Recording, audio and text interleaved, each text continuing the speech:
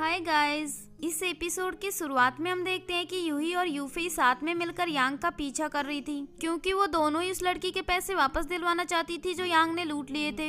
यांग अपने घर अपनी मॉम से मिलने गया था, तभी यूही वहाँ जाकर कहती है कि तुमने मुझसे 3000 युआन उधार लिए थे, वो वापस कब करने वाले हो। तभी यांग की मॉम कहती है कि तुमने इतने पैसे उधार क्यों लिए थे। यांग बोला कि आप इसकी बातों पर यकीन मत कीजिए, मैंने इससे कोई पैसे उधार नहीं लिए। तभी वहाँ यूफे भी आ जाती है और उस आंटी से कहती है कि इसकी मॉम की तबीयत बहुत खराब है, अगर इसको पैसे वापस नहीं मिले तो ये हॉस्पिटल का बिल कैसे पे करेगी। ये कहकर वो दोनों रोने लग जाती हैं। यांग की मॉम उसको डांटने लगती है, फिर मजबूरन यांग उससे कहता है कि ठीक है, मैं तुम्हें वीचैट पर ट्रांसफर कर दूंगा। इसके बाद वो दोनों वहाँ से चली गई। अगले सीन में हम शूलिंग को देखते हैं जो लंच के लिए जीशाओ का वेट कर रही थी। थोड़ी देर में जीशाओ वहाँ आ जाता है। शूलिंग उससे कहती है कि मुझे तो लगा था कि तुम आओगे ही नहीं। जीशाओ कहता है कि मैं यहाँ से गुजर रहा था इसीलिए आ गया। जीशाओ यहाँ इस इरादे से आया था कि वो यहाँ कुछ ऐसी हरकतें करेगा जिससे शूलिंग उससे हेट करने लगे। फिर वो काफी अजीब तरीके से खाना खाने लग जाता है, लेकिन शूलिंग को और भी ज्यादा क्यूट लग रहा था और उसका ये प्लान यही फेल हो गया।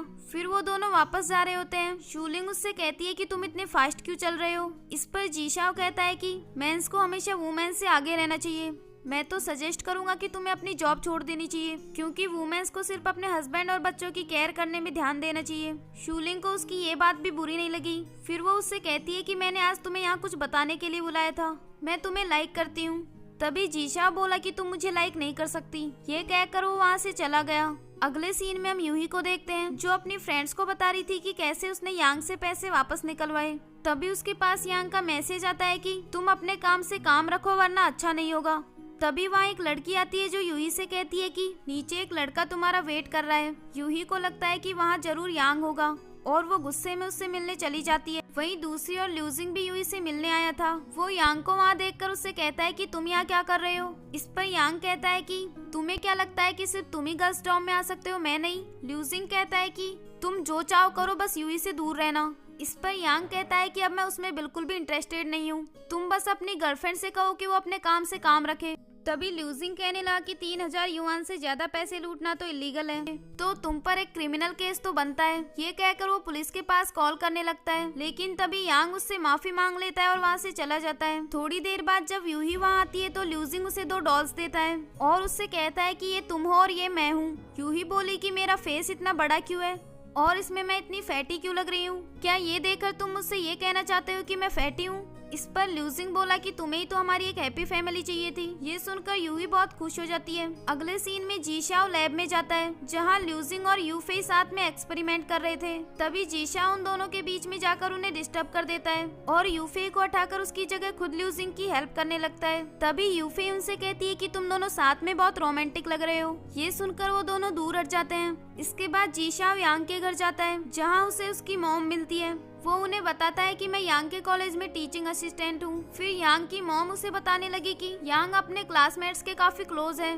और हर साल उसे स्कॉलरशिप भी मिलती है। इस घर में आधी से ज्यादा चीजें उसने स्कॉलरशिप से ही खरीदी है। वैसे तुम यहाँ किसी काम से आए थे क्या। जीशाओ बोला कि आंटी मैं आपको कुछ बताना चाहता हूँ, लेकिन तभी यांग वहाँ आ जाता है जो उससे बाहर चलकर बात करने को कहता है। जीशाओ बाहर आकर उससे कहता है कि मैंने सुना है तुम हर साल स्कॉलरशिप लाते हो और अपने क्लासमेट्स के भी काफी क्लोज हो, लगता है तुम्हारी मॉम को पता नहीं है कि तुम किस तरह के इंसान हो। तभी यांग बोला कि तुमने मेरी मॉम को क्या बताया है, मैं तुम्हें वार्न कर रहा हूँ कि दोबारा मेरे घर मत आना। इस पर जीशाओ कहता है कि ठीक है, मैं तुम्हें प्रॉमिस करता हूँ कि मैं दोबारा यहाँ नहीं आऊंगा, लेकिन तुम्हें भी प्रॉमिस करना होगा कि तुम यूही से दूर रहोगे। यांग उसकी बात मान लेता है और फिर जीशा वहाँ से चला गया। अगले सीन में हम यूही को देखते हैं जिसके पास उसके डैड का मैसेज आता है जो उससे पूछ रहे थे कि ये ल्यूजिंग कौन है। यूही ने उन्हें कोई रिप्लाई नहीं दिया, लेकिन तभी उसके डैड वहीं पर आ जाते हैं। अगले सीन में वो दोनों यूही के डैड के साथ लंच कर रहे होते हैं। यूही के डैड ल्यूजिंग से कहते हैं कि क्या तुम यूही के क्लासमेट हो। ल्यूजिंग कहता है हाँ, और फिर उनको बताने लगा कि मेरा नाम ल्यूजिंग है, मेरी हाइट 188 सेंटीमीटर है और मैं फिजिक्स में मेजर हूँ। तभी यूही उससे कहती है कि तुम ये सब क्यों बता रहे हो। इस पर ल्यूजिंग बोला कि मैंने एक ड्रामा में देखा था, जब एक लड़का पहली बार अपने गर्लफ्रेंड के पेरेंट्स से मिलता है तो उसे ये सब बताना पड़ता है। फिर उसके डैड ल्यूजिंग से कहते हैं कि मैंने तुम्हें लंच पर इसलिए बुलाया क्योंकि मैं चाहता हूँ कि तुम कॉलेज में यूही की केयर करो। इस पर ल्यूजिंग कहता है कि हाँ अंकल, मैं और जी शाओ दोनों इसकी बहुत केयर करते हैं। यूही के डैड बोले कि ये जी शाओ कौन है।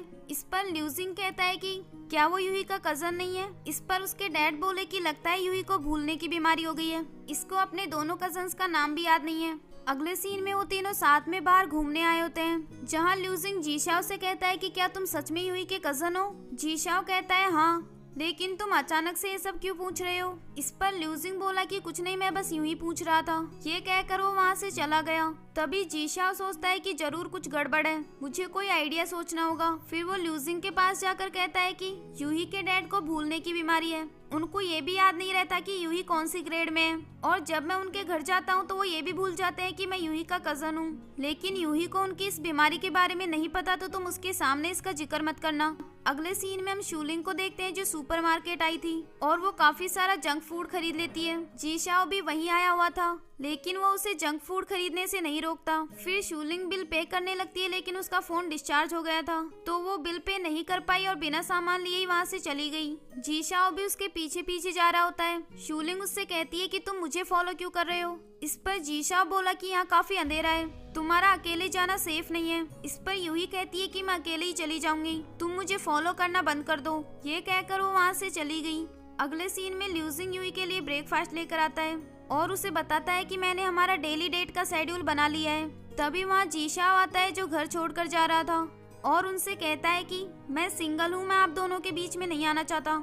तभी यूही कहती है कि तुम तो यहाँ किसी को जानते भी नहीं हो, और अगर तुम यहाँ से चले गए तो रहोगे कहाँ पर। इस पर जी शाओ कहता है कि ठीक है, पहले हम घर ढूंढने चलते हैं। इसके बाद वो तीनों साथ में एक घर देखने के लिए चले जाते हैं, लेकिन उस घर का फर्नीचर बार बार टूटकर नीचे गिर रहा था। तभी जी शाओ देखता है कि शूलिंग काम के बाद इसी रास्ते से जाती है, और फिर वो अंदर जाकर कहता है कि मुझे इसी घर में रहना है। इसके बाद वो उस घर में शिफ्ट हो जाता है और शूलिंग को वहाँ से जाते हुए देख रहा होता है। अगले दिन यूही जी शाओ के पास काफी सारे मैसेज करती है, लेकिन वो उसको रिप्लाई नहीं दे रहा था। फिर यूही उससे मिलने के लिए उसके घर चली जाती है और उससे कहती है कि तुम मुझे रिप्लाई क्यों नहीं दे रहे थे, क्या तुम मुझसे छुप रहे हो। इस पर जी शाओ बोला कि लड़कों को भी अकेले रहने के लिए स्पेस चाहिए होता है।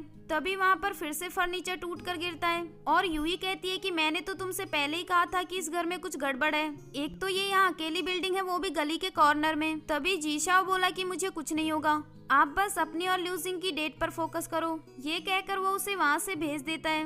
वहीं दूसरी ओर हम ल्यूजिंग को देखते हैं, जो यूही से मिलने आया था, पर वो अभी घर पर नहीं थी। तभी वहाँ यूही के डैड भी आ जाते हैं। ल्यूजिंग उनसे कहता है कि मैं यूही का क्लासमेट हूँ। यूही के डैड बोले कि हाँ मुझे याद है, हमने कुछ दिन पहले ही तो साथ में लंच किया था। इसके बाद वो अंदर जाकर फिर से उनको अपना नाम बताता है। यूही के डैड कहने लगे कि तुम ये बात मुझे बार बार क्यों बता रहे हो, मुझे याद है कि तुम्हारा नाम ल्यूजिंग है और तुम यूही के क्लासमेट हो, तुम्हारी हाइट 188 सेंटीमीटर है और तुम फिजिक्स में मेजर हो। ये सुनकर ल्यूजिंग कहता है कि आपको तो सब कुछ अच्छे से याद है, फिर जी शाओ ने मुझसे ये क्यों कहा था कि आपको भूलने की बीमारी है। यूही के डैड बोले कि जी शाओ तो उसका ट्यूशन टीचर है। तभी ल्यूजिंग कहता है कि नहीं, वो तो उसका कजन है। यूही जब घर वापस आती है तो देखती है कि ल्यूजिंग उसका घर पर वेट कर रहा था। ल्यूजिंग उससे कहता है कि क्या तुम जी शाओ से मिलने गई थी। यूही कहती है हाँ, क्योंकि मुझे उसकी फिक्र हो रही थी कि वो वहाँ अकेले कैसे रहेगा। तभी ल्यूजिंग कहने लगा कि तुमने मुझसे झूठ क्यों बोला, जी शाओ तुम्हारा कजन है या फिर ट्यूशन टीचर। अगर वो तुम्हारा ट्यूशन टीचर है तो फिर हम दोनों को मिलाने की कोशिश क्यों कर रहा था, और अगर वो तुम्हारा कजन है तो फिर तुम्हारे डैड उसे क्यों नहीं जानते। यूही कहती है कि वो मेरा कजन है। तभी ल्यूजिंग बोला कि मैंने आज तक कभी भी तुम पर डाउट नहीं किया, पर लगता है कि तुम मुझ पर बिल्कुल भी ट्रस्ट नहीं करती हो। ये कहकर वो गुस्से में वहाँ से जा रहा होता है। तभी यूही कहती है कि वो हमारा बेटा है, वो फ्यूचर से टाइम ट्रेवल करके आया है। ये सुनकर ल्यूजिंग बहुत शॉक्ड हो जाता है, लेकिन उसे अभी भी यकीन नहीं हो रहा था, और वो उससे कहने लगा कि टाइम ट्रेवल से तो सिर्फ फ्यूचर में ही जा सकते हैं, ऐसी कोई थ्योरी नहीं है जो ये बताती हो कि टाइम ट्रेवल से पास्ट में भी जा सकते हैं। इस पर यूही कहती है कि हाँ, पर यही सच है, मैं जानती हूँ कि तुम्हें ये सब एक्सेप्ट करने में थोड़ा टाइम लगेगा। तभी ल्यूजिंग कहता है कि मुझे नहीं पता ये सब कहने के पीछे तुम्हारा क्या मकसद है, पर मैं इसे कभी एक्सेप्ट नहीं कर सकता। ये कहकर वो वहाँ से चला गया। अगले दिन वो फिर से यूही से मिलने आता है और उससे पूछता है कि क्या जी शाओ हर किसी से बिना किसी बात के झगड़ा करता है। यूही कहती है कि नहीं, पर वो यांग को बिल्कुल भी पसंद नहीं करता और उससे हमेशा फाइट करता है। इस पर ल्यूजिंग बोला कि अगर मैं किसी को पसंद नहीं करता तो उससे फाइट करने की बजाय उससे दूर रहता हूँ। यूही कहने लगी कि तुम्हें अभी भी मेरी बातों पर यकीन नहीं है ना। खैर अचानक से 25 साल का बेटा किसी के सामने आ जाए तो कैसे यकीन करेगा। तभी वहाँ जीशाओ आ जाता है। यूही उसे बताती है कि ल्यूजिंग को सब कुछ पता लग चुका है। तभी ल्यूजिंग उससे कहता है कि अगर तुम फ्री हो तो हम घर चलकर मूवी देखते हैं। ये कहकर वो वहाँ से चला गया।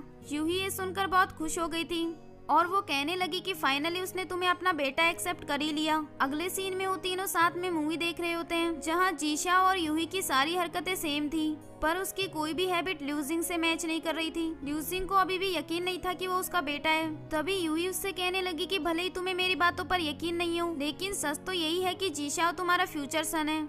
ये कहकर वो उन दोनों को एक दूसरे का हाथ पकड़वा देती है लेकिन ल्यूजिंग को उसे अपना बेटा बोलने में काफी वियर्ड फील हो रहा था। अगले सीन में वो तीनों साथ में ब्लड डोनेट करने गए होते हैं और वहाँ उनको अपना ब्लड ग्रुप भी बताना था लेकिन जीशाओ लैब में जाने का बहाना बनाकर वहाँ से जा रहा होता है। तभी ल्यूजिंग उसको रोक लेता है। फिर जीशाओ वॉशरूम जा रहा होता है। ल्यूजिंग बोला कि मैं भी तुम्हारे साथ चलता हूँ, हम वापस आकर ब्लड डोनेट कर लेंगे। तभी यूही बोली कि तुम्हें अभी भी यकीन नहीं हो रहा ना कि ये तुम्हारा बेटा है, तो चलो हम तुम दोनों का भी डीएनए टेस्ट करवा लेते हैं। ये सुनकर वो दोनों ही डीएनए टेस्ट करवाने से मना कर देते हैं क्योंकि ल्यूजिंग को भी डर था कि कहीं सच में ही वो उसका बेटा ना हो। अगले सीन में हम देखते हैं कि जीशाओ अकेले बैठा होता है और वो सोच रहा था कि अब मुझे देर नहीं करनी चाहिए, ल्यूजिंग को कभी भी सच पता लग सकता है, अच्छा होगा कि मैं खुद ही उसे सब कुछ बता दूं। तभी वो वहाँ शूलिंग को देखता है और फिर साइड में जाकर छुप जाता है। शूलिंग वहाँ बस का वेट कर रही होती है और वो जीशाओ के भेजे हुए मैसेज को ही बार बार सुन रही थी और वो सब सुनकर वो काफी ज्यादा रो भी रही थी। जीशाओ भी ये सब देख लेता है और इसी के साथ ही ये एपिसोड भी यहीं एंड हो जाता है। नेक्स्ट एपिसोड देखने के लिए इस चैनल को सब्सक्राइब कर लीजिए। Thanks for watching. Don't forget to like, subscribe and share the videos.